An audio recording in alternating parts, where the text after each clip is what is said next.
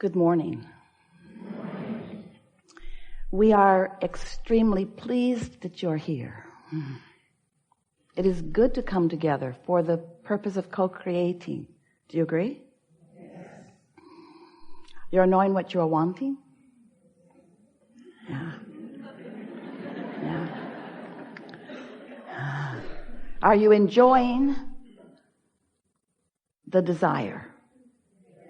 That's the part that matters the most. Because if you have an idea of what you want, and it is pleasurable for you to think about it, then there's not a vibrational variance between your desire, which life has helped you to give birth to, and your belief about it.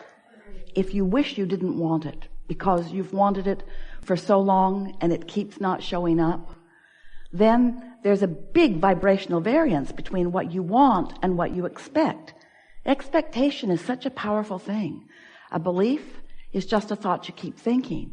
An expectation is a thought that you've thought about so much and kept active in your vibration for so long that you just keep realizing it. Law of attraction just keeps showing you versions of it until you say, see, that's why I believe it. I believe it because it's true. And we say, no, it's true because you believe it. You say, no, I'm sure that I believe it because it's true. I've been a collector of information, Abraham. I've been living my life and I'm just not good at that. Or these things that I want just don't come to me. And we say, but the reason they don't is because you think they don't. And you say, yeah, but I think they don't because they don't. And we say, yes, but they don't because you think they don't. You say, no, I didn't think they wouldn't until they didn't. And since they aren't coming, now I think they're not coming.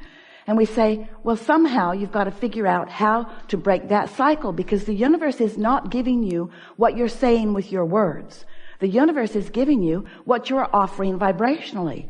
And what you're offering vibrationally, in other words, the universe is giving you what you mean. The universe is giving you what you expect. The universe is giving you what you've practiced thinking about.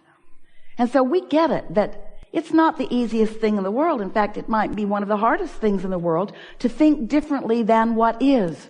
Because you have become so very good in your observation of what is, in your assessment of what is, in your restating of what is, in your documenting of what is, in your regurgitating of what is, in your seeing, hearing, smelling, tasting, touching, in your physical translation of what is feels pretty solid to you. But we want you to know it isn't solid, it's changing all the time. But in many cases, it's just changing to more of the same because that's what you're thinking about. Do you get that? It's not holding steady. It's changing to your current expectation. But if your current expectation is just like the one you had yesterday and the one you had the day before and the one you had the day before, then it holds steady and you say, see? That's why I believe it. I believe it because that's how it is. And we say, no, it is because that's what you believe. Oh, Abraham, not that again, please, not that again. So we want to help you to realize that you are so much more than this physical being that you know as you, this magnificent physical being that you know as you, that you are an extension of source energy, and that source energy part of you exists even now. All of you didn't come forward into this personality. The larger part of you remains as this eternal consciousness, non-physically focused, pure positive energy. But here you are in this body, in this personality, and most important, in this current opinion, in this belief, in this expectation. Here you are offering a vibration that law of attraction is responding to.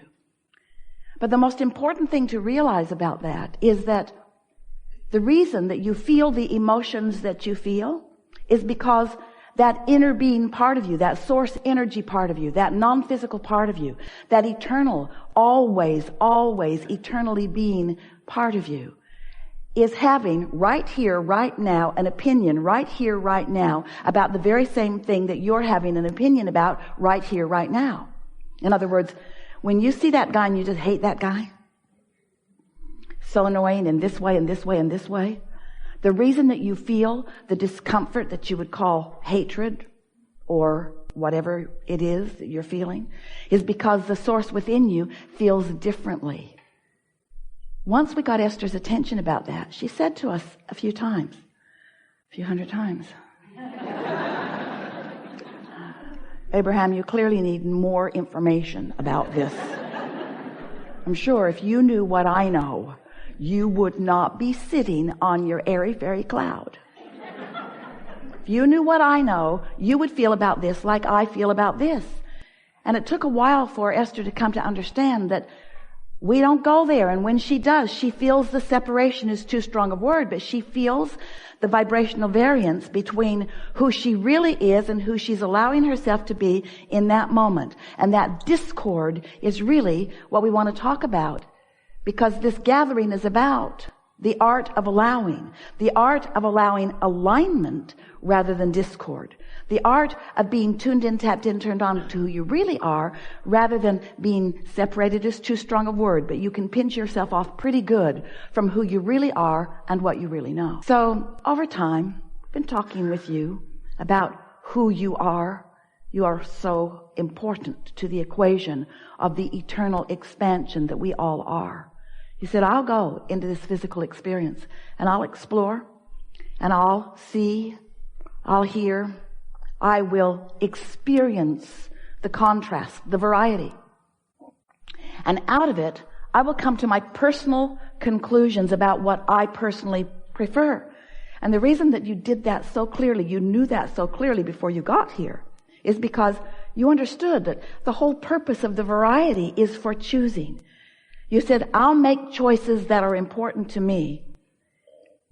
And you knew that in doing that, you would launch rockets of desire, that you would send out vibrational rockets, because you weren't even considering your vocabulary in those days. You knew that you were an emanator of perspective, that you would emanate with clarity whatever it was that you were giving your attention to. And when you know what you don't want, you emanate a rocket of what you do want. And we said, and we will remain here, non-physically focused, free of all resistance of a physical nature. And when you send off a rocket of something you prefer, we will hold steady to that rocket, and we will hold firm to the equation that you are establishing moment by moment. And as you evolve because of this time-space reality, so will we. And we will hold to the expansion that you carve out. And you said, okay. Sounded really good to you, because you knew that as we held to that expansion, that you would be able to tell in every moment by the way you feel how close to your expanded version you are holding, or how much you have deviated from it, you see. So your emotions let you know. If you're feeling wonderful, that means you've launched lots of rockets of desire, and you are in this moment not offering a thought, belief, or expectation that contradicts the desire that you hold. You're right up to speed with who you are. And in that moving with the flow of who you really are, you feel elation, you feel passion, you feel exhilaration, you feel really good, you feel love and appreciation, you feel joy.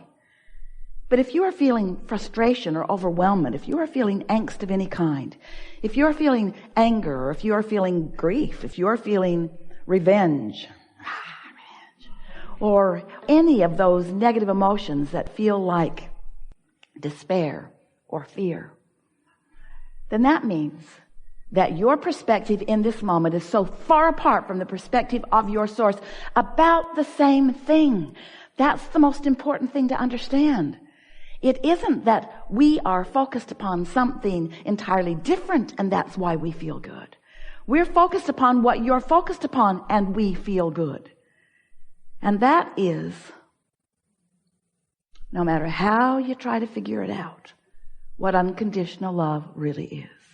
We maintain our alignment with that which is love, regardless of the condition. Now Esther wants to say, well, Abraham, if you were in the condition where I am, you might be feeling differently.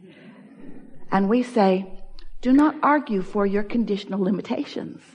If you will distract yourself from the condition that is causing you the separation from all that you are, from all that we are, from that which is life, from that which is love, from that which is source, if you'll just cut that out, you'll feel good.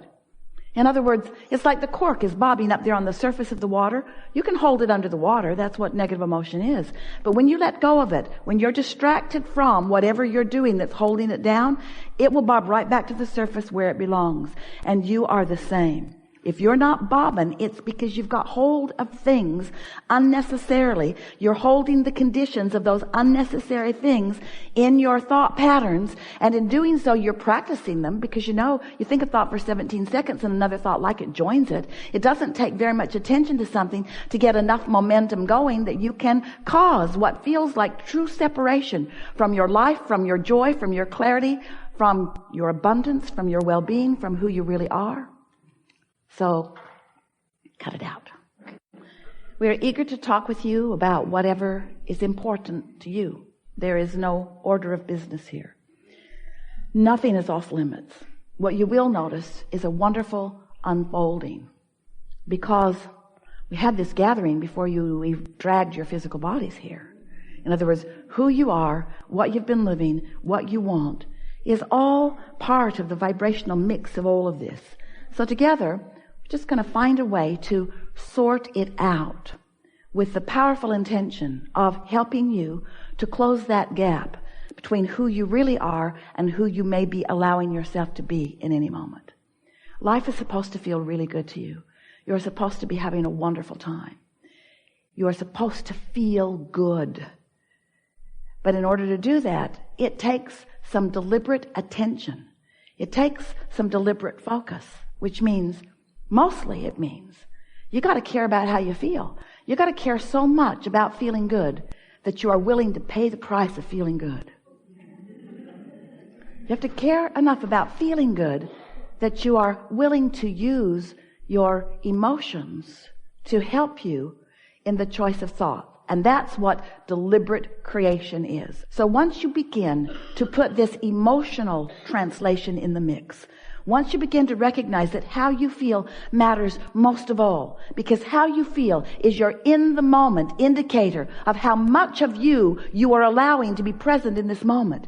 If you knew how much backup you've got, if you knew how many advocates you have advocating on your behalf, you see, we know everything that you're asking for and where it is and what the path of least resistance to it is.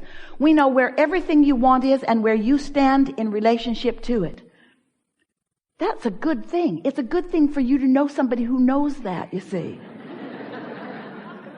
But you've got to be in a place where you can receive. Esther says, oh, but Abraham, you and Jerry, all you dead guys, there's no such thing as that. You are so subtle now. You are so subtle. I have to tune myself so precisely to your frequency in order to hear you. Can't you be less subtle? And we say, tuning is subtle. Tuning to the frequency of who you are and what you want, it takes some practice. But it's an easy thing to do if you care about how you feel. Because if you care about how you feel, you're just not going to entertain those thoughts that don't feel good.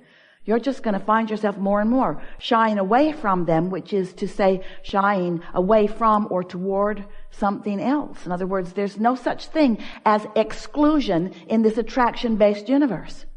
You sort of kind of get that? There's no such thing as no. When you look at something that you really want and you say yes to it, you are including something that you want in your vibration.